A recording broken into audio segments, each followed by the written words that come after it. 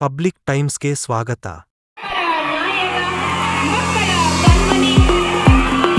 ಶಾಸಕರಿಗೆ ಸಿಕ್ತು ವಿದ್ಯಾರ್ಥಿಗಳಿಂದ ಭವ್ಯ ಸ್ವಾಗತ. ಹುನಗುಂದ ತಾಲೂಕಿನ ಧನ್ನೂರ ಗ್ರಾಮದ ಕರ್ನಾಟಕ ಪಬ್ಲಿಕ್ ಸ್ಕೂಲ್ದಲ್ಲಿ ನಡೆದ ಸ್ಮಾರ್ಟ್ ಕ್ಲಾಸ್ ಹಾಗೂ ಗಣಕಯಂತ್ರ ಉದ್ಘಾಟನಾ ಸಮಾರಂಭಕ್ಕೆ ಆಗಮಿಸಿದ್ದ ಶಾಸಕ ವಿಜಯಾನಂದ ಕಾಶಪ್ಪನವರ ಅವರನ್ನು ವಿದ್ಯಾರ್ಥಿಗಳು ಭವ್ಯ ಸ್ವಾಗತವನ್ನು ನೀಡಿದರು.